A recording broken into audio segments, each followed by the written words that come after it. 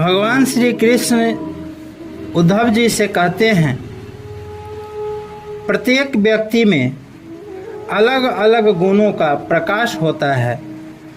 उनके कारण प्राणियों के स्वभाव में भी भेद हो जाता है। अब मैं बतलाता हूँ कि किस गुण से कैसा कैसा स्वभाव बनता है। तुम सावधानी से सुनो। सत्व गुण की वृत्तियाँ हैं शम, मनः संयम, दम, इंद्रिय निग्रह, तितिक्षा, सहिष्णुता, विवेक, तप, सत्य, दया, स्मृति, संतोष, त्याग, विषयों के प्रति अनिच्छा, श्रद्धा, लज्जा, पाप करने में स्वाभाविक संकोच, आत्मरति, दान, विनय और सरलता आदि। रजोगुण की प्रवृत्तियां हैं इच्छा, प्रयत्न, घमंड, तृष्णा, असंतोष, ऐंठन या अकड़न, देवताओं से धन आदि की याचना, भेद बुद्धि, विषय भोग, युद्ध आदि के लिए मद जनित उत्साह, अपने यश में प्रेम, हास्य पराक्रम और हठ पूर्वक उद्योग करना आदि। तमोगुण की वृत्तियां हैं क्रोध, लोभ, मिथ्या भाषण, हिंसा, याचना, पाखंड, श्रम, कलह, शोक, मोह, विषाद, दीनता, निद्रा, आशा, भय और अकर्मता आदि। इस प्रकार कर्म से सत्वगुण, रजोगुण और तमोगुण की अधिकांश वृत्तियां पृथक पृथक वर्णन किया गया है। अब उनके मिलने से होने वाली वृत्तियों का वर्णन सुनो। उद्धव जी, मैं हूँ और यह मेरा है, इस प्रकार की बुद्धि में तीनों गुण का मिश्रण है।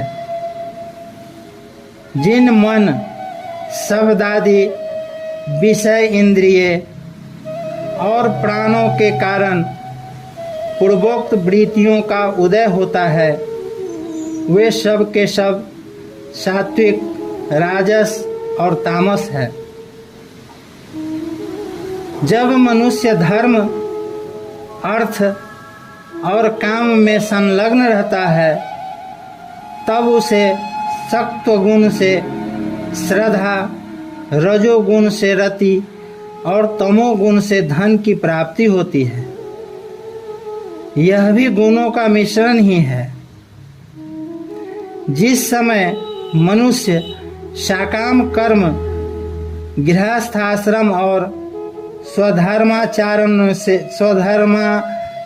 में अधिक प्रीति रखता है, उस समय भी उसमें तीनों गुणों का मेल ही समझना चाहिए।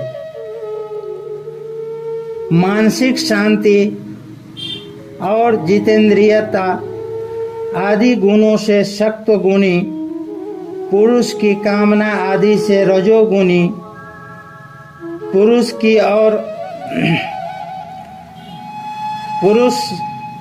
की मानसिक शांति और जितेंद्रियता आदि गुणों से सत्वगुणी पुरुष की, कामना आदि से रजोगुणी पुरुष की और क्रोध, हिंसा आदि से तमोगुणी पुरुष की पहचान करे। पुरुष हो चाहे स्त्री, जब वह निष्काम होकर अपने नित्य नैमित्त कर्मों द्वारा मेरी आराधना करे तब उसे सत्व गुणी जानना चाहिए।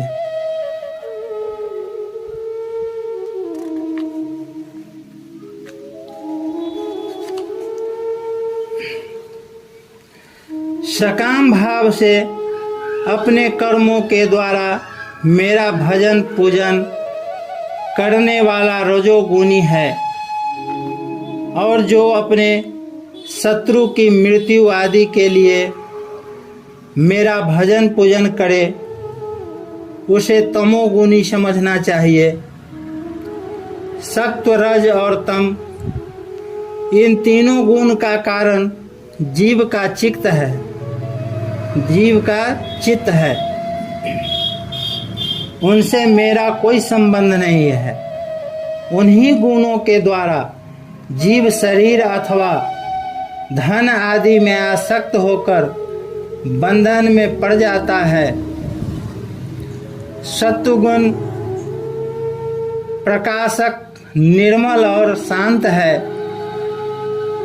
जिस समय वह रजोगुण और तमोगुण को दबाकर बढ़ता है उस समय पुरुष सुख, धर्म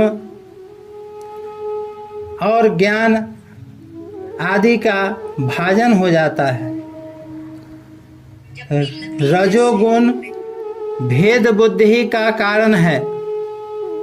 उसका स्वभाव है आसक्ति और प्रवृत्ति।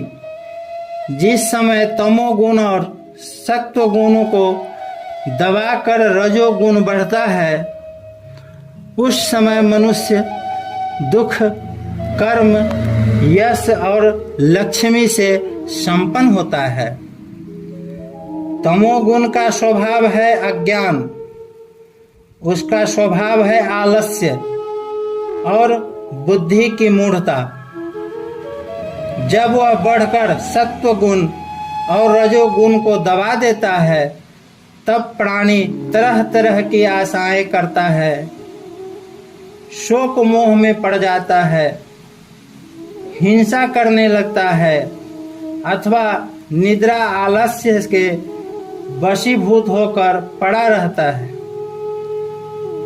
जब चित्त प्रसन्न हो, इंद्रियां शांत हो, देह निर्भय हो और मन में आसक्ति न हो तब सत्व गुण की वृद्धि समझनी चाहिए। सत्व गुण मेरी प्राप्ति का साधन है।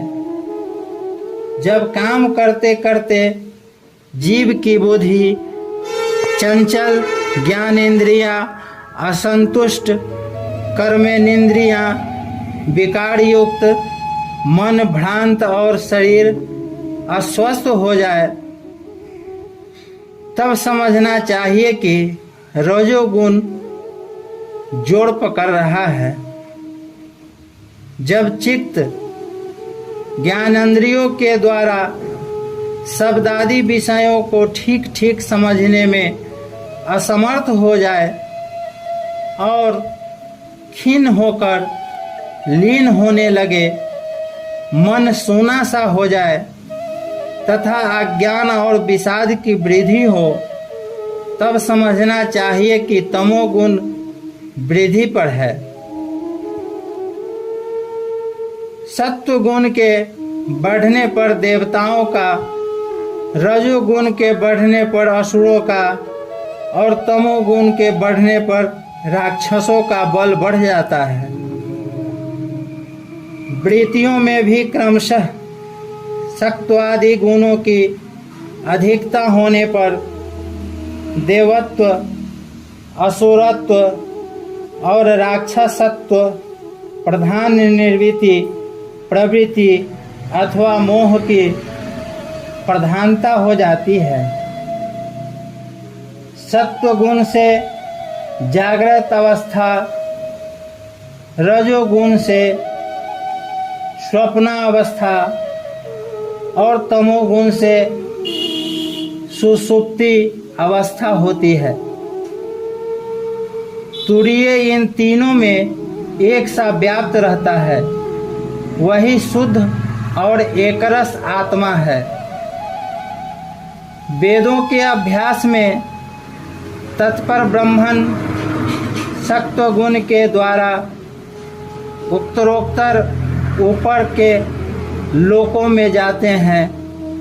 तमोगुण से जीवों को वृक्षादि पर्यंत अधोगति प्राप्त होती है और रजोगुण से मनुष्य शरीर मिलता है।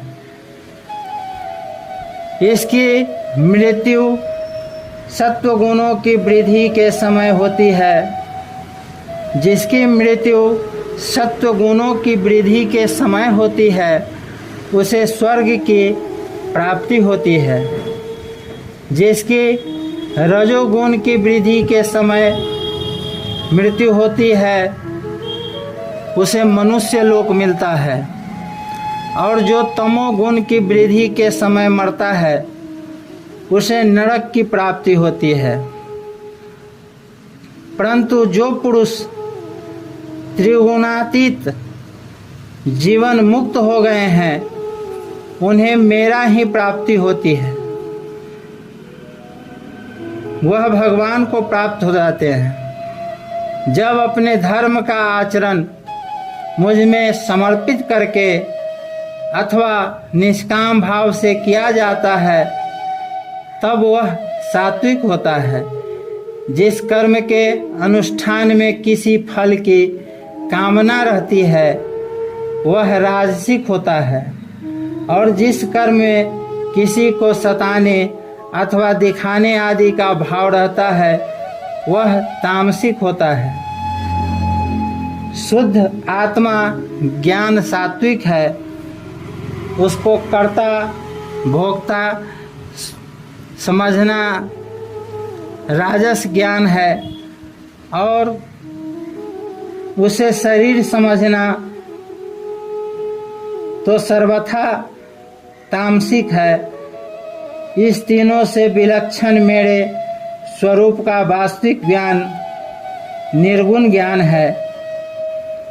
वन में रहना सात्विक निवास है, गांव में रहना राजस है, और जुआ घर में रहना तामसिक है। इन सब से बढ़कर मेरे मंदिर में रहना निर्गुण निवास है। अनासक्त भाव से कर्म करने वाला सात्विक है, रागंध होकर कर्म करने वाला राजसिक है, और पूर्वापर विचार से रहित होकर कर्म करने वाला तामसिक है। इसके अतिरिक्त जो पुरुष इनके विचार से रहित होकर इनके अतिरिक्त जो पुरुष केवल मेरी शरण में रहकर बिना अहंकार के कर्म करता है वह निर्गुण करता है। आत्म ज्ञान विषय श्रद्धा सात्विक श्रद्धा है,